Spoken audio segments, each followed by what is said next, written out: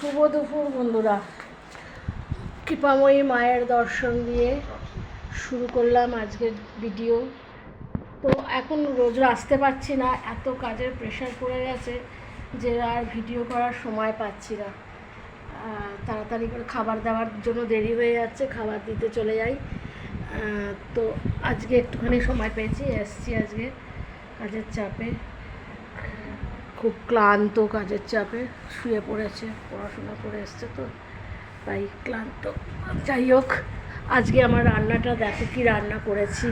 এখনও সব রান্না হয়ে ওঠেনি, আজকে ওর একাদশী তো আমরা একাদশীতে ওর পৈতে হয়েছে, 1 বছর একাদশী করবে, তাই একাদশীতে নিরামিষ, ও ভাত খাবে না, আমাদের ডালিয়া খাবে, সেটা পরে করব।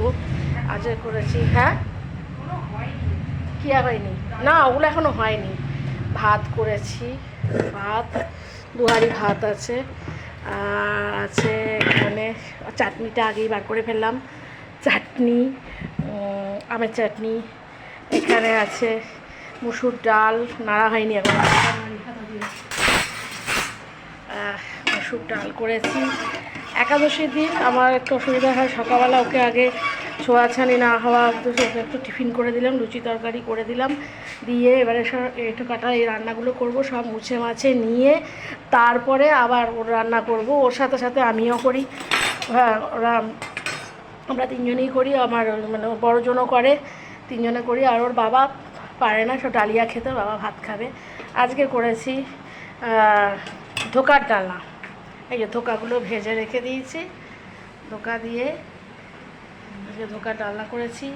এখানে আছে রুই মাছের কালিয়া, আরও হচ্ছে ওখানে রান্নাঘরে, এখনও হয়ে ওঠেনি, হয়ে এসছে।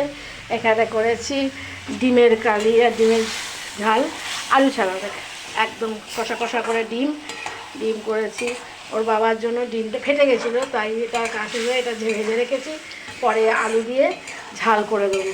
এইসব মিটলে তারপরে করব হচ্ছে বলে ডালিয়া করব। ডালিয়া করে তারপরে হচ্ছে সেটা হচ্ছে বিকেলে হবে আলু ফুলকপির তরকারি, আর এই পরোটা না লুচি, পরোটা। ও দুপুরে আছে দই। এই হচ্ছে আমার আজকের মেনু। কমটা কি একাদশী করাই ভালো, তার থেকে ভালো মেনু হয়। তো এই হচ্ছে ব্রাহ্মণ ঠাকুরের ভালো খাবার হয়। একাদশী বিধানদাতা করেন একাদশী। তো বন্ধুরা, টাটা।